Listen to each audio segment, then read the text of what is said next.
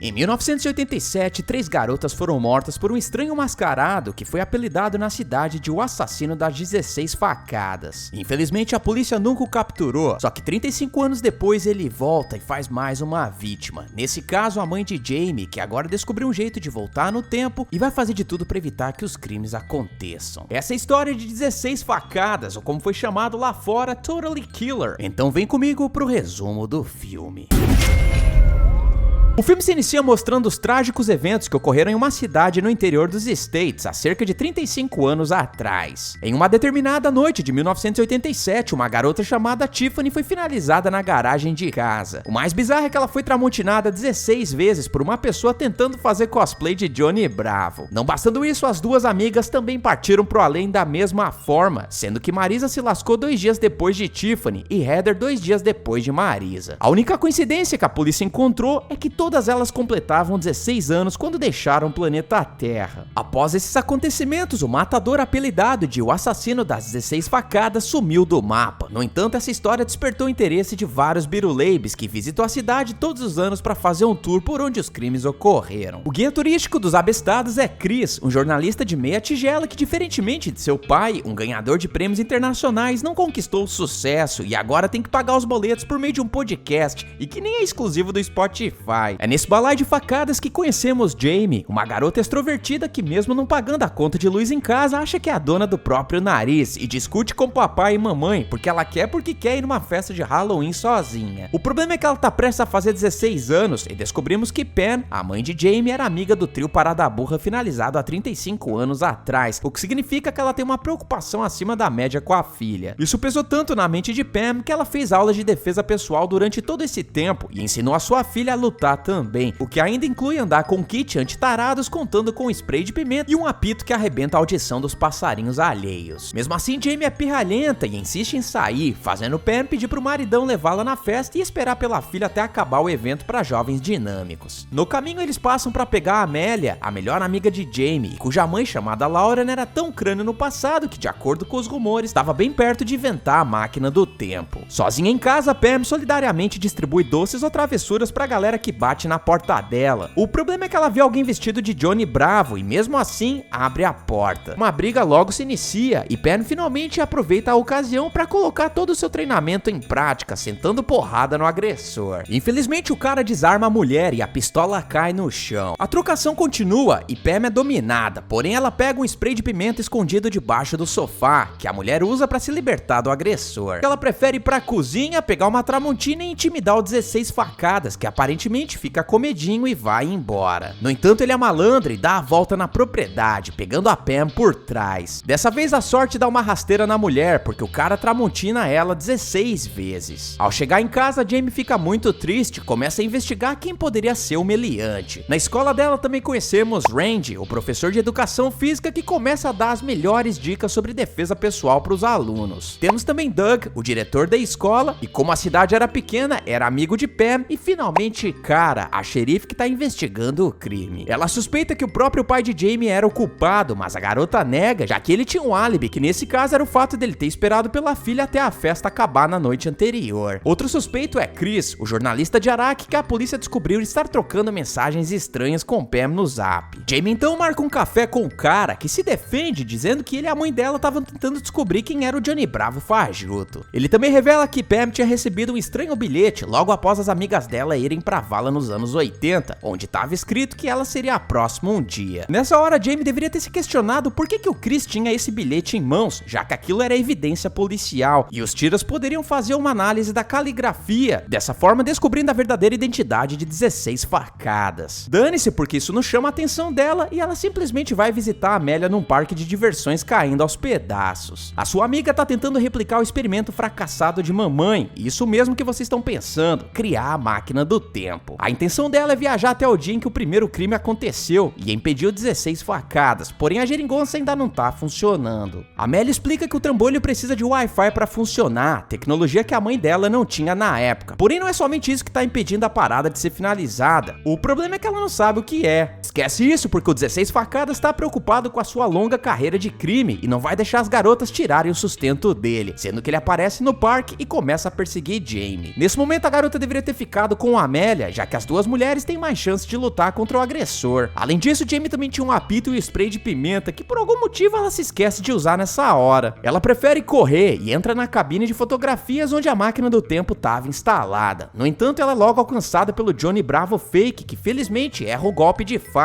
não ferindo Jamie. Contudo, ele acerta o painel da máquina, que de alguma forma é finalmente ativada e transporta a garota dinâmica para o ano de 1987. Ao chegar nos anos 80, Jamie percebe que voltou pro dia em que a primeira garota vai sentir o gosto da lâmina. Ela também vê que a cabine fotográfica bateu umas fotos dela enquanto era perseguida pelo Johnny Bravo. Jamie então vai até a escola onde a sua mãe e as outras garotas estudavam e acaba descobrindo que elas são um quarteto de pela-saco. Ela não pode revelar que é filha de Pam, porque correria o risco de bagunçar a linha do tempo. Então ela corre até a polícia para avisar sobre o crime que vai acontecer naquela noite. Infelizmente, o xerife Lynn não dá a mínima importância pro que ela tá falando e acha que a parada sobre viagem no tempo é mentira. Jamie até tenta mostrar as fotos tiradas na cabine, mas o cara não vê nada demais naquilo. Jamie fala que vai resolver a treta sozinha e volta pra escola. Lá ela encontra Lauren bem mais nova e revela tudo sobre a viagem no tempo. Como essa garota aí gostava de ler, ela acredita em Jamie e deduz que a faca que o 16 Facadas espetou no painel da máquina provavelmente serviu como um condutor de metal para ativar a geringonça e que isso era o que estava faltando no experimento de Amélia. Jamie então pergunta pra Lauren o que aconteceria se os seus pais não ficassem juntos no passado, sendo que a expert explica pra garota que ela não vai evaporar no ar, como na maioria dos filmes, e sim virar uma pessoa na qual ninguém vai se lembrar no futuro. No presente vemos Amélia tentando avisar o que aconteceu pro pai de Jamie, que diga-se de passagem não acredita na garota, porém Chris ouve toda a conversa e se mostra muito interessado na história. Voltando pros embalos de sábado à noite, vemos Lauren e Jamie tentando invadir a festa de aniversário de Tiffany. O problema é que as duas e Doug, o futuro diretor da escola, são barrados por serem muito nerds. Doug facilita o rolê e dá pezinho pras duas darem uma de penetra na festa, com a promessa de que elas vão abrir a porta pra ele, o que eu acho que elas esqueceram de fazer completamente. Ela aproveita pra trocar ideia com todo mundo da festa, até conhecer o seu próprio pai no passado, que a proposta ainda não tá pegando a mãe dela. Nessa época o cara ainda tava sassaricando Tiffany, o que não dura muito, porque ele descobre que a garota tava colocando uma galhada na cabeça dele, já que ela tava dando ibope pra um cara que seria um rockstar bem sucedido no futuro. Como Jamie ouvia a banda desse cara, ela acaba falando demais e dá a impressão de que Tiffany deveria ficar com ele, o que a garota acaba fazendo, dessa forma alterando toda a linha do tempo. Jamie não percebe a cagadinha e acha que o Johnny Bravo vai aparecer na garagem onde Tiffany originalmente foi tramontinada, mas não dessa vez, porque a interferência faz a garota ir pro quarto de seus pais, onde o 16 Facadas já espera por ela. Como a garota foi finalizada, a polícia interroga a Jamie porque o xerife estava desconfiado dela, mas Pam intervém e diz que a garota só chegou no quarto depois de Tiffany ir pra vala. Pam então pergunta como raios Jamie sabia que aquilo iria acontecer, e a sua filha disfarçada responde que é porque ela era uma vidente. Já no presente vemos Chris indo atrás de Amélia, porque o cara acha que tá pirando o cabeção. Ele explica que podia jurar que Tiffany tinha sido tramontinada em sua garagem, mas agora as notícias apontam que ela se lascou no quarto de seus pais. Amélia, no entanto, tem a resposta, dizendo que isso é chamado de efeito Mandela, memórias de uma vida que foi alterada por viagens no tempo, o que praticamente confirma que a máquina funcionou. Chris então aproveita para olhar as fotos da cena do crime e repara numa mensagem deixada por Jamie, onde diz que eles têm que espetar a faca na máquina. Amélia então deduz que a sua melhor amiga deixou essa mensagem para que ela soubesse o que fazer para consertar a máquina e trazê-la de volta pro presente. No passado vemos Jamie questionando Pam se tem alguém que poderia não gostar dela e de suas amigas, o que deixa mais ou menos uns 300 suspeitos na lista. Porém, o que realmente chama a atenção da mãe versão juvenil é o fato de que Jamie sugere que ela e seu pai vão ficar juntos no futuro, o que a deixa tinindo para antecipar esse acontecimento, se é que vocês me entendem. Jamie então vai pra sala de aula, onde ninguém quer formar dupla com ela. A garota então se vê obrigada a se juntar a Tropeço, outro aluno rejeitado que escreve umas paradinhas sinistras em seu caderno, chamando a atenção da garota que pensa que ele é um forte suspeito a ser o Johnny Bravo. No entanto, as garotas dizem que ele é uma pessoa quase normal, exceto por alguns episódios de violência que ele teve depois que a irmã dele se lascou. Como Marisa é a próxima da lista, Jamie faz de tudo para que ela não comemore o aniversário na cabana onde ela se lascou originalmente. Então ela sugere que as garotas façam uma viagem para um local muito movimentado, o que Marisa aceita, dizendo que mal pode esperar para visitar o condomínio de seus pais. O problema é que ela não sabe a diferença entre um condomínio e uma cabana onde o Jason gostaria muito de entrar para dilacerar todo mundo. Jamie fica lá enchendo o saco de todo mundo e pede que eles não saiam da cabana, até que eles perdem a paciência paciência e a trancam pra fora da cabana. Como jovens só pensam naquilo, cada dupla vai pra um quarto separado, exceto por Cara, a filha do xerife, que fica ali de boa curtindo os cookies da terra do Nunca, e Heather, que fica de escanteio e se torna um ótimo alvo pro mascarado, que já tá dentro do quarto dela. Enquanto isso, Jamie faz de tudo pra entrar na cabana. Ela então alerta Pam e seu pai, que por acaso ainda tá com o shape do verão, falando que o 16 facadas já está dentro da casa. Os três então partem pra trocação, porém como todos eles tinham usado algumas jujubas alucinantes horas antes, eles não são capazes de reagir adequadamente. Pra variar, o trio Parada Burra toma uma coça e o mascarado vai embora, deixando Heather finalizada no chão. Então que aos 45 minutos do segundo tempo, Jamie abre o jogo e fala pra Marisa que ela vai ser a próxima e que o crime acontece no parque de diversões, porém dessa vez eles bolam um plano infalível pra pegar o mascarado: usar a garota de isca na casa dos horrores até ele aparecer e depois disso sentar a porrada nele. Enquanto isso, Lauren diz que a máquina do tempo só vai funcionar se tiver um gerador de energia alta. O problema é que ela precisa usar o celular de Jamie pra ativar a parada, só que a bateria tá quase acabando, restando mais ou menos umas 7 horas até que isso aconteça. A garota também repara que o tropeço tá por lá e resolve invadir o furgão dele pra ver o que o cara tava escondendo. Porém ela descobre que o cara era apenas um bom fã de videogame e ele ainda admite que não faria mal a uma mosca e que só tava querendo se enturmar com a galera da escola. É então que a noite chega e Marisa entra na casa do terror. Mais uma vez todo mundo toma um sacode do mascarado, até que pra incrível surpresa de todos eles, vemos a filha do xerife aparecendo, finalmente ceifando o mascarado. A galera então fica tininda pra descobrir quem é o cara e o mistério é logo solucionado, pois é revelado que todo esse tempo era Doug, o que faz as garotas entenderem o porquê ele estava fazendo isso. Marisa explica que ele namorava a irmã do tropeço, que os alunos diziam que pegava a treinadora da escola. Então as patricinhas aí tiveram a sensacional ideia de dar uns gorós pra garota admitir se era verdade ou não. Isso acabou deixando a namorada de Doug muito triste, que resolveu sair correndo e se ferrou num acidente de carro. Elas então deduzem que Doug as culpava por isso e foi exatamente esse motivo que o fez finalizar as três garotas. Porém Pam não tava na casa naquele dia, o que deixa Jamie coçando a cachola, já que o 16 facadas ainda assim foi atrás dela 35 anos depois. Porém esse brainstorm é logo interrompido porque o segundo Johnny Bravo aparece e finaliza Marisa pelas costas. No entanto, a filha do xerife foi inteligente e levou uma arma também, que ela usa pra ir atrás do cara. Só que mano, ela consegue errar todos os tiros, o que dá a chance pra ele voltar e perseguir Jamie. Ela e Lauren correm até uma das atrações do parque, onde ela tinha acoplado a máquina do tempo. Ao perseguir as garotas, o Johnny Bravo 2.0 crava a Tramontina no repórter que era o pai de Chris e entra no brinquedo pra terminar o serviço. A nossa heroína então pede que a Amélia saia do local, porque eles vão voltar pra linha do tempo deles, e é aí que o segundo mascarado revela ser Chris, o dono do podcast fajuto. Como não poderia ser diferente, é óbvio que a gente ia ter aquele discurso do vilão, onde ele explica que sempre teve inveja do sucesso de seu pai, e que a história sobre o assassino de 16 facadas já tava perdendo o hype. Ele então teve a ideia de finalizar a mãe de Jamie pra reviver a história, e mentiu sobre ela ter recebido aquele bilhete. Não bastando isso, o cara acabou manipulando a Amélia no futuro pra ela consertar a máquina do tempo e o mandar pro passado. Ele tá prestes a tramontinar a Jamie quando a garota puxa uma furadeira e finaliza o cara com vários preguinhos no peito. Ao voltar pro seu tempo, ela vê que Pen não morreu porque Doug foi finalizado nos anos 80. O problema é que seus pais resolveram fazer um fap-fap antes do tempo certo e tiveram um filho antes dela, que infelizmente ganhou seu nome, enquanto ela agora se chama Colette. Ela também reencontra Lauren, que dá um livro pra ela com tudo que a garota perdeu nessa nova linha do tempo, o que inclui o paradeiro de Chris. O cara ficou traumatizado depois que viu Johnny Bravo 2.0 finalizando seu próprio pai enquanto ele gravava uma reportagem, o que o fez entrar numa caravana pra se autodescobrir. Eu espero que vocês tenham gostado, eu vejo vocês no próximo vídeo e